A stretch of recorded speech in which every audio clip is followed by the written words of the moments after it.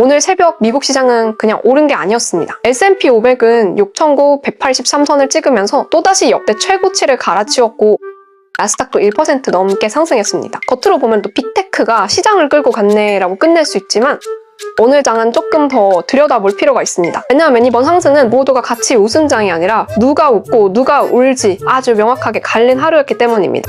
오늘 빅테크가 강했던 가장 큰 이유는 달러였습니다. 달러 인덱스가 95선까지 밀리면서 거의 5년 만에 최저 수준을 찍었죠. 이 말은 곧 애플, 마이크로소프트, 구글처럼 해외 매출 비중이 큰 기업들에게 환차의 기대가 동시에 붙었다는 뜻입니다. 달러가 약해지면 실적 숫자가 더 좋아 보일 수밖에 없고 시장은 이걸 아주 빠르게 선반영합니다. 여기에 실적 시즌이라는 타이밍이 겹쳤습니다. 이번 주부터 마이크로소프트, 메타, 애플, 구글 같은 핵심 빅테크들의 실적 발표가 줄줄이 예정돼 있습니다. 분위기는 어떨까요? 시장은 이미 생각보다 나쁘지 않을 것에 베팅하고 있습니다. AI, 투자, 클라우드, 광고 회복 이런 이야기들이 다시 고개를 들면서 올해 내내 눌려있던 M7 인덱스도 드디어 플러스로 전환됐습니다. 이건 단순한 하루 반등이 아니라 수급이 돌아오기 시작했다는 신호로 볼 수 있습니다. 금리 쪽도 부담을 덜어줬습니다. 채권 금리는 비교적 안정적인 흐름을 보였고 1월 FOMC는 이제 거의 확정적으로 동결로 받아들여지고 있습니다.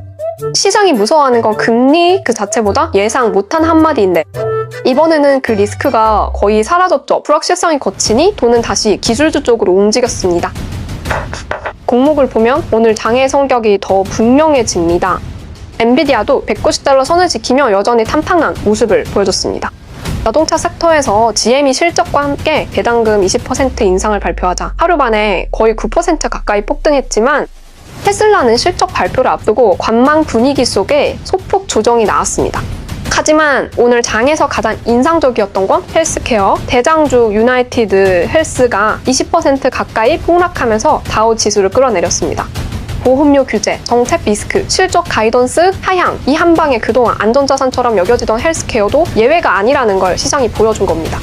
한편으로 우주와 양자 섹터는 레드와이어가 거의 30% 급등했고 아이온큐, 코어이브 같은 종목들도 강한 탄력을 받았습니다. 시장이 단기 실적뿐 아니라 다른 자산을 보면 분위기는 더 입체적입니다. 지정학적 불안 속금은 강세를 보였고 미국 내 겨울 폭풍으로 인한 생산 차질 우려로 유가도 3% 넘게 올랐습니다.